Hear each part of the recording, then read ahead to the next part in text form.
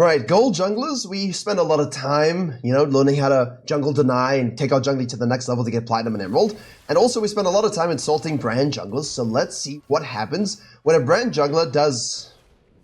That doesn't make my point. But he does actually do a solid job in this game, and I want to showcase to you why it has worked for this player, but also how then you can translate these skills to more advanced junglers and junglers that will definitely allow you to, potentially carry games a little bit more and as you head to those higher elos. So let's see, the brand obviously dies there with the Blitzcrank invade. The reason why I showed that was because he's super late out of base. He doesn't want entrances, nobody wards. What can you do? Now, when you die in these situations, it's obviously not optimal, but the main thing is that if people have not gone back to base for their kills to get advantages, the Veigar has, that advantage isn't realized yet, right? Like, they have to go back to base before they see that. Now, as a jungler, if you get a first blood in this situation, you go back to base and you can come on the field with your pet plus a longsword. That advantage for your first clear and for your invades is insane. You have to be able to use it. If you don't use it, doom will be for you. 100% guaranteed. So I've seen Briars in this situation get a full first blood, full, based, and goes and sits there. Twiddle their thumbs for the next minute and a half. And they don't go ahead and get that longsword. Why not? Could we not invade to do something strong against a weaker jungle with no summon spells? Now, obviously here he didn't waste his flash, but these are the questions you ask yourself when you get first blood. Now the Veigar obviously here has gone back to base, did buy his itemization. That's fantastic for him. The Briar should not have given a kill away. Now, you absolutely must head to Virkayu.gg. Not only do I have a free jungle improvement resource, I also have a dedicated program with jungle video courses, jungle coaching classes, a jungle VOD library, special weekly content you'll see nowhere else, as well as all of this hosted in a private jungle Discord. And if there is one thing I'm good at, it's making junglers go from low elo to high elo, as seen by the great number of success stories from the end of last season and already the beginning of season 14. So to climb faster than everybody you know and to jungle diff every game you play, head to Virkayu.gg or click the link in the description below. In these situations, I think still in gold we can expect a lot of junglers start on the bottom side here. I'm not a fan whatsoever of this clear again. I don't know why people are doing this. The full camper on Briar, you can still red side quadrant into good action. You can red side quadrant into a bottom lane gank here. You know that they've got no sums. So if the Briar simply did a boom, boom, boom and went for this gank, huge. Especially seeing as you know that they leashed the brand and thus you know the brand is going in the other direction. You also know that the brand isn't going to finish this quadrant, cut in and vertical jungle you or invade you while you gank this because he doesn't have the ability to really do much, especially if you control the map properly. So, the Briar then does a horrific clear of a red wolf's grump, the most disgusting thing I've ever seen for all time, and Set has this flash, decides, why did I die? And now people will do this and be like, see, Virkayu, good clear. Why could you not do that in any other 3-camp variant that better sets you up for the second and third rotation of clears? See, that's the thing. It's not just about the first level 3, it's about when I'm done doing this stuff, and the enemy jungler brand who's full clearing and controlling his experience finishes his first rotation, who's going to be ahead in experience? The brand. Who's going to be ahead on the second clear because all of his camps reset? The brand. So if the Briar gets nothing in these scenarios, right, which here, like for example, gets nothing, she's really compromised. So the brand here, this is where things are tough. Now, you've got to think a little bit about timings, right? The Briar shows up with 12 CS top lane and a red buff. Okay, she did a red side quadrant maybe and goes for this, which means she's going to fall back to the blue side. Yeah, but you got to think about what was the timing on that, right? Especially if you have no vision. If she shows up super duper early, then you know it wasn't the red side quadrant, because if she does the red side quadrant, and we talk about crossing over from the red side quadrant at, let's say, 230 in this elo range, you can easily get it down, then she still has to walk all the way up to the top to gank this. And if we look here, when she killed the Set, it's 241, which means she showed a little bit sooner than that. That's odd for her to have, a red and that CS. So did she do red Raptor's Grump? In my estimation here, I would assume a red Raptor's Grump, just as a byproduct of when she showed and a byproduct of the time, right? The brand is able to snack this scuttle up. Again, I don't think I would necessarily do that. I would prefer to base here, obviously take this one and impact this. And you can see here the volatility of your bottom lane. If you just gave up the Scuttle Crab, assuming Briar has control of it, base and go straight for this one and then gank bottom lane, you'd be in a better position when she shows up here to actually punish. So do you understand why I'm talking like this about the sequencing and so on? Because if we just sequence and say, okay, Briar's up here, nothing I can do. Base, hooray. Bottom lane Scuttle, hooray. Volatility, volatility. Hills. Counter jungling. Riches. Right? So that's the kind of thing. You want to be like Midas touch. when you are a jungler, right? Everything you touch turns to gold and is beautiful, beautiful. And in this particular situation, the problem with staying out for this scuttle is it forces her mid lane, when she probably wouldn't have gone for that anyway. She would have gone for the scuttle.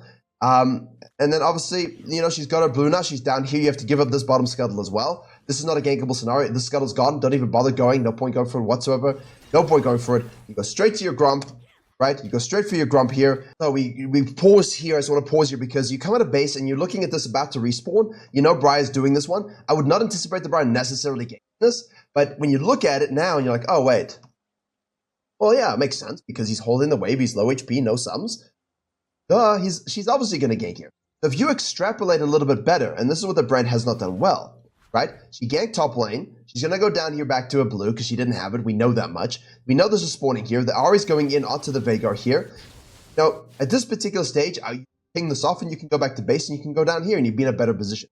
Now, if you want to steal this away from her while she does this because you anticipate it, also not incorrect. There's nothing wrong with what the brand's doing here in theory, right? But it is a little bit more risky. However, we do have top Briar. Now you forced her down here. So the Ahri wards and obviously gets screwed by herself. Like, this is just her mistake. Now we see the Briar going down here. She should push this out for the Veigar, obviously, but I think it doesn't really matter too much in this situation. She goes down here. You see this is Brand. Okay, she's doing this. She must be maybe going down to the Taric here afterwards. So I don't like the fact that we're going toward this, because even though she is low, she's going to do the Scuttle Crab and heal up. So I'm not necessarily looking to fight her per se. I want to continue seeing without the volatility. So if you're waiting for this Grump to spawn, move down, out of the scenario ward a little bit. Maybe we can be in a position here to kill the Briar. All right, that's essentially all we're necessarily looking for. And in retrospect, I stand by that. But this is obviously a lot more again volatility that we don't want. Brian gets a kill onto the Briar. She overcommits. Now we're on the other side there. We're going to chuck that Q into a W, get that bonus damage, dodge the hook, and now we have another E which we can use.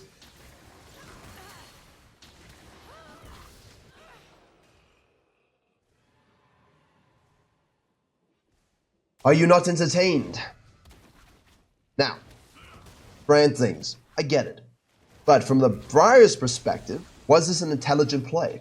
No. Brand's coming out of base with a blasting one. Brand has the experience advantage over her at this particular stage. Look at her experience here. Just halfway to level 5 now. This guy will be level 5 after this, right? So, while it's scrappy, I don't think we need to results-base anything from this scenario whatsoever. All we can say is, you're waiting for a few seconds for your Grump to respawn, and this is the only play you can have. Don't stand still. See the Briar, know the Briar is probably going down. Shadow, if she's not there, you lose nothing, you go straight back to Grump. If she is there, you got a good fight, you do the fight, use your mechanics, space well, get all the kills you can in the world. Good job. And that's great. It's a great job from the brand, and now he's just sequencing all the way up. The Briar's obviously looking to just wait for the Grump. See, this is not efficient use of time. And the brand here, the only thing I will say is, after all of those kills, you do your blue side quadrant, you reset, you buy, and now you can beeline it to kill the top lane, and you can beeline it to this fight, because you spent your 2,000 gold. Now he hasn't spent his gold, right? The set is compromised. The Malphite has already used his ultimate. We're going to give up all the grubs. And again, while I think we could have maybe done something a little bit about that, if you're looking at mid lane, losing, top lane, losing, you don't want to fight it, don't fight it. Do the quadrant as he did, go back to base, give up the grubs. I'm happy with that. Like, that's a fine give up. Who cares, right? Now we should obviously hit level 6 thusly. There we go. And we hit the plant to track the Briar. We know she's going down to the bottom side. We know she got all the grubs. Thinks is low. There you go. The hook into the stun. However, I do think with Brand's ultimate here, nice stun there on that Q onto the Brand. We get disengaged by the Briar's E. Here comes the Kai'Sa. We do have our ult obviously already used at this point. We missed the Q, but it's Brand. It doesn't matter if you miss your Qs because your damage is obscene. Rylai's already rushed. Again, I do kind of like the Rylai's rush for Brand from the jungle because we have a built-in Leandrews anyway, and the utility from the HP and the slows do provide a lot. Although you can, right or wrong, I mean, Rylai's has been better first for a long time mathematically. I do understand why we go for the Haunting Guy's damage, so pick your poison, as it were. Pun not really intended. Now, 4-2-1, a little bit of a silly death in the bottom lane, and a little bit wonky with our sequencing. I do feel like the guy's doing a solid job in terms of understanding the power of his farm. Again, he's 51 to 42. We should have more CS than this. Our sequencing should be more deliberate than this. And if you're playing another farming jungler in this elo, it's very important that you are, because the Briar's going to make these moves. She's going to make these ganks. You're not going to be able to always do something about it. when she wins, when she loses on these ganks, you've got to be farming econ high, a lot of good shit. Now, for example, here, now we're doing the Scuttle Crab. This is a situation where you should have run down. Like, this is a situation where you don't do the Scuttle Crab. You rotate down here. You don't have your ultimate, but it doesn't matter. Yes, farming junglers want to play around your ult, but it doesn't matter. And you actually show up to get kills. Now, maybe he should get something here anyway. He was hit, so we have E as well. Get disengaged upon. Ult is up. Let's see. Oh, that should be a free death. At some point, someone will die.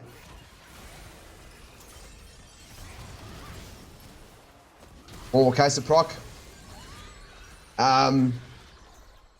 So you can lead a giraffe to water, but you can't make the giraffe know how to bend down and drink it. That's kind of what it's like watching Brand sometimes. Like, look, your sequencing was solid. You're in a good position. Can you do something about it? You know, your sequencing was solid. Your cut here, you know, was okay, but why did you do Scuttle Crab? Go to the water, drink it, bend down, use your legs, spread them out, dip your neck down. No, the guy's like, but what if I just walked around and complained that I can't drink? Because that's what Brand junglers do a lot of the time. They go to the bottom lane here. You know, you've got the Blitzcrank hook, you've got the kills. Mechanics, I guess is the ultimate point there. Auto spacing, ability usage. But, post-game, we like this in gold. This kind of point flip situation that we don't necessarily like, but the Jinx getting fed we do. Misses the zap, Briar's going to show up. She goes on the completely wrong target. Why would you go on the Taric? Like, I know W is a thing, but like, you control when you press it, you control your Q. There's more to it than, oh no, I pressed the button, it's doomed, right? So, Brand, however, does see this and says, okay, she's dead again, let me go counter jungle. Now, there's a top lane translation gank. Obviously, here you got to pay attention to the ultimate. The grubs are available. The guy's like, well, what if I did none of those things and ganked for the Veigar? I'm okay with that. But obviously, you know, I'm okay with that if it makes a lot more sense than, say, a top lane translation gank into the grubbies. More where I would want to put my mind, because this can always be done afterwards. So, kill, gank, control, burn, move down with top laner. If Briar shows up, free kill. Otherwise, go gank the mid lane, shove this one out, and then go back. You don't need to force the grubs, right? You can gank top, you can gank mid, you can gank the grubs. You're in the utmost control. See? See? The set does this, but he does it by himself. I wanted to create the scenario where the set was going to do that because I made it so. And then when the Briar shows up here, we can kill her, or we can gank mid lane first and then kill the grubs. Like, all the choices available to us. So the Brand here in gold, the sequencing was solid overall, but I do think we can all agree that he should have more than a, what is this, 10 CS lead, basically, 9-10 CS lead over the Briar. The Briar's just honestly just running it down. It's like finding scenarios to fight and walk at them, which is always the worst possible way to jungle in the game. Brand now will finish these up. Oh, come on. Gets to flash the wall. Why would you go back? Oh, misses. Why would you go back if you're the Brand? That rotates here. Double E, beautifully done. Ult, good job. Yeah, nice. This set's doing a great job. We love to have top laners like this. The Brand now, look, you got here 2,000 gold, man. Go back to base. Why? The only thing I will say that it makes sense to do here, because there's no objective on the map, is potentially you could do the Krugs and maybe into the Raptors to like reset the quadrant. But as you can see, the Krugs are still up. You would go do them, and do we really want to stand for the Raptors? No. Just base, deal with your bottom lane a little bit, and then carry on about your business. Because now what's happened is you stayed out, you've done the wolves, you healed up a little bit, you're incentivized to do your blue. Why do you need to do the blue? You already have a blue, right? Or you had a blue, I think. Here you go. You have a blue. Now this blue is dying, which is perfect. Go back to base, let the blue die. Now you can get a fresh one when you come on the map. So we're going to replenish our blue down here, but to what end? You're going to go back to base soon, right? Build your Haunting guys, right? Finish your Landry's, right? No. And now the Briar's down here, and sure, you're pretty strong, but I don't want to results-base this scenario either into thinking, okay, look, this is the best decision, because you're going to get these kills, but you would have got these kills anyway. And now when this devolves into a 3v3, you're stronger categorically, because you got the experience lead, the gold lead, everything. So, while this works out for the Brand again, just don't results-based it. Yeah? Makes more sense. Snack this away, go back to base, shadow kill, sequence, back to base, buy. Can I gank this and contest this? Nice. Do I not care? Then can I just sequence down, cut in for the gank here, cut into the jungle, and maybe gank the bottom lane again? So think about the flow, think about the jungle denial, think about your base timers. They do matter a lot. And yeah, the brand has done a good job here, especially in the last few minutes of getting really fed. But sometimes it was a little janky and the base timers were a little off and he stayed out with low HP for no reason. But that's how it works. Farming junglers, play around your ultimate, play around this kind of positioning, and usually you'll be in a good position in game. Especially against Briars who don't think about these things. Like she just runs around and presses buttons. So does Brand, but he doesn't have the built-in sustain. Now, when they move down like this, I always get a little nervous. So the nice thing is here, obviously we have some good vision, but yeah, I get nervous when they run down, and I don't have the full picture, and I don't really know where Briar is. And there's an objective I could have taken. So I think twice he's gone for this mid lane gang chasing down when there's an objective top side. Could have done something for the set as well, like not now, but you know what I mean. So be careful of, hey, there's an objective available. Let me go and gank something that I think is free, facing in the wrong direction, wasting resources, wasting HP, and now telegraphing where you're going next. That does cost you as well. So a little bit of a silly death in my opinion, but it is what it is. Brand is obviously dead. Briar goes in onto the Ari here. Really fun champion is Briar. Super fun champion. Definitely enjoy that. Dragon is spawning. It is warded. So the ward, do the scuttle. Briar most likely will run it all the way down. Here we go. Ditches it. I do think we might have looked for the dive with the gank first, but it was a bit odd. So I think starting that makes sense as long as you understand if Briar shows up. We counter gank it, which we do. I love this. Jungle denial isn't just, hey, can I kill you in your jungle? Hey, can I counter jungle you? It's, hey, I'm going to keep doing what I need to be strong. And when I see you do something, can I ruin that attempt? Can I counter gank you like that? And I think that's the biggest thing as well. She invests all that time, her ultimate, everything. And yeah, she thinks maybe you're just going to get the dragon. But what you do is you ditch the dragon, you rotate, you save your team, and now we get an even freer dragon. And the Briar died. Which makes everybody happy, I think. Very happy.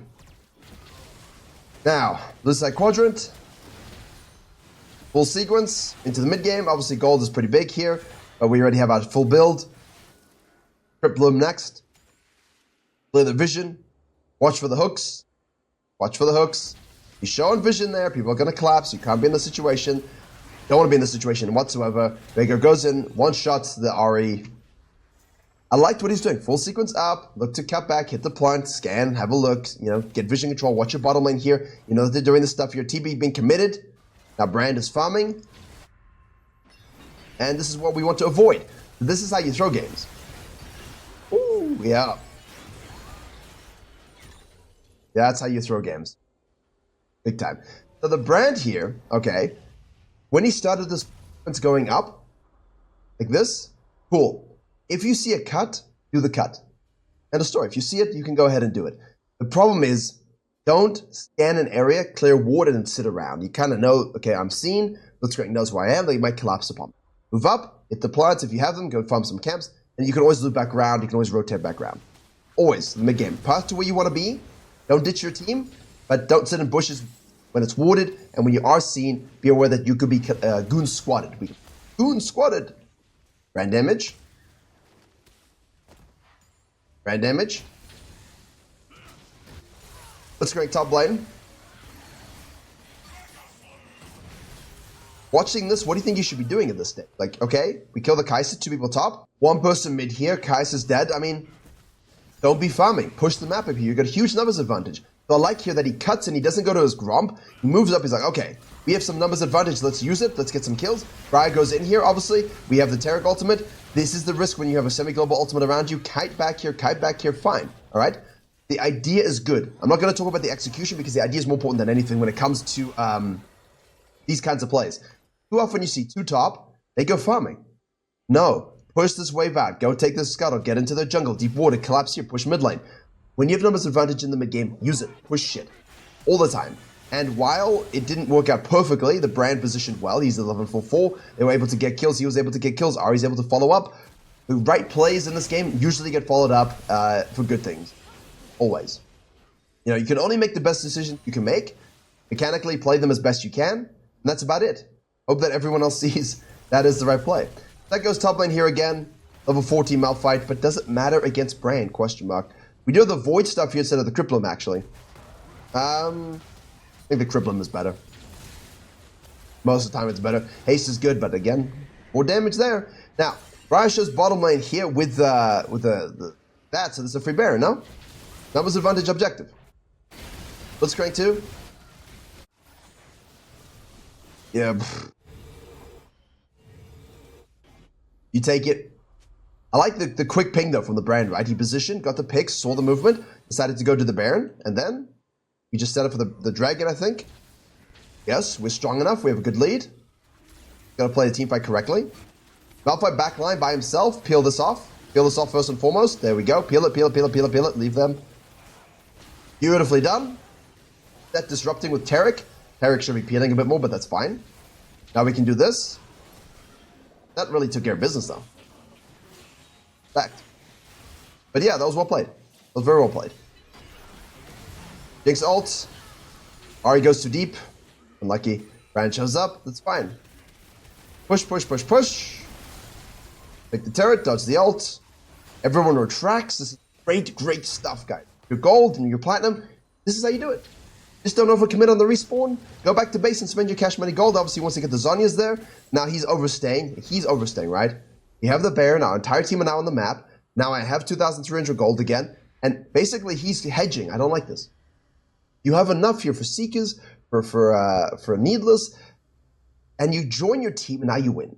He stayed out for blue, for pushing, and he's basically playing with 2,400 gold unspent.